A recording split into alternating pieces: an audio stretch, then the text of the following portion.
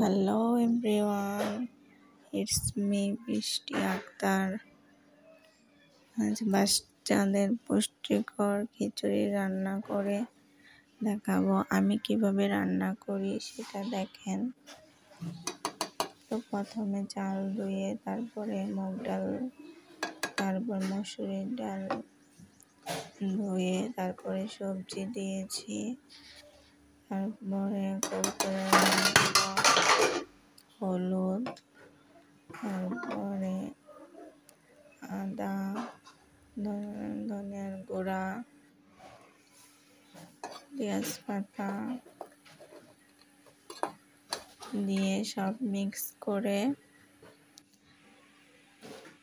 তারপরে তেল দিয়েছি।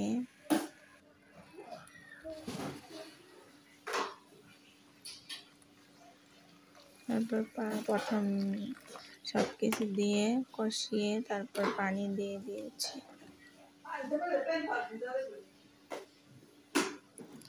কাঁচামরিচটা দিতে খেয়াল ছিল না, পরে দিয়ে দিলাম পেঁয়াজ কুচি, ধনে পাতা, লাস্টে ধনে পাতা দিয়ে দিয়েছি। এই তো খিচুড়ি হয়ে গেছে সুন্দর।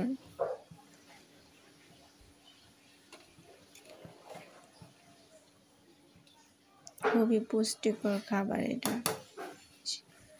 বেবিদের জন্য। এই দেখেন হয়ে গেছে কি সুন্দর খিচুড়ি। তারপর বাটিতে বেড়ে আমার বাচ্চা এটা সুন্দরভাবে খেয়ে নেয়।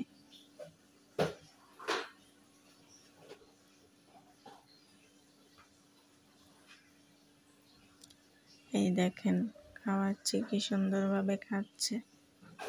মাশাআল্লাহ বলে দিবেন সবাই।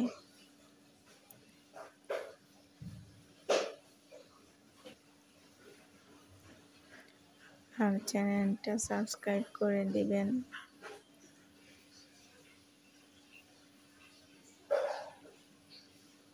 আজকের ব্লগটা এই পর্যন্তই। ধন্যবাদ।